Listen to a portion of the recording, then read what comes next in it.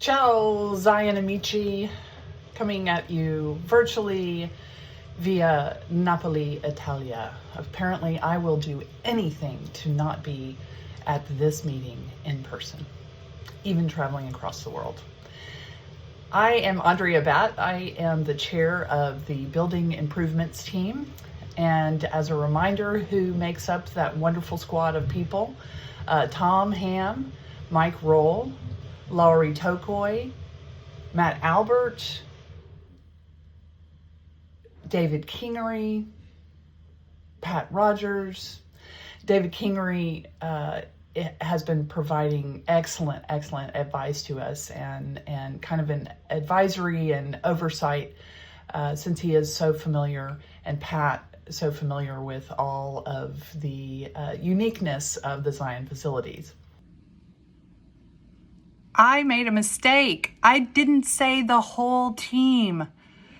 I forgot one of the most important people, our other architect, David Usher, and design man extraordinaire.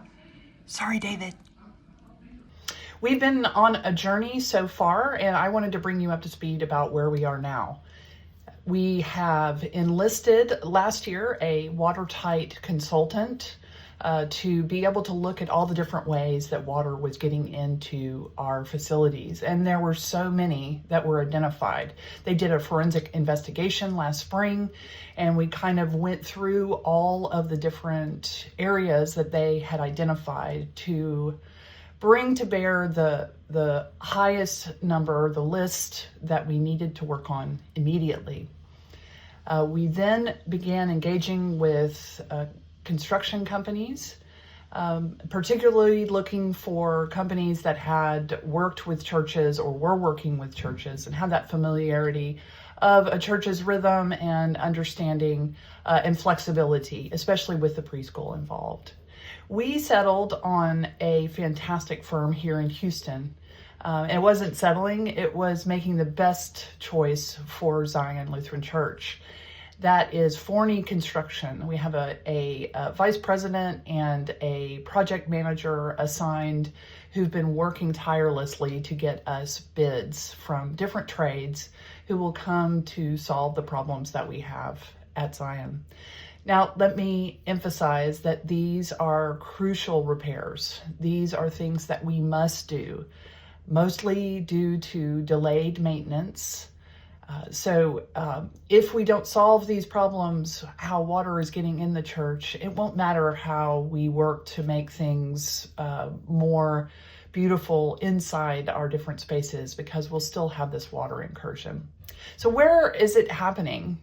Because there's going to be a lot of work that goes on. There are going to be a lot of funds that are expended on these repairs. So where are they? Well, you can see some of them readily in the water that comes down the sanctuary wall, or the water that comes through the stained glass windows in the grout. Well, we also have water that goes into the basement through the poorly graded courtyard.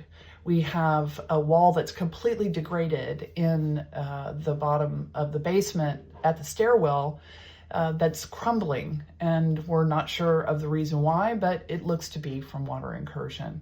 We have water coming into the building on the chapel and on the east side of the building through the stucco. We have water coming in because the gutters that are in place were undersized and the downspouts are not effective at capturing as much rain as we have.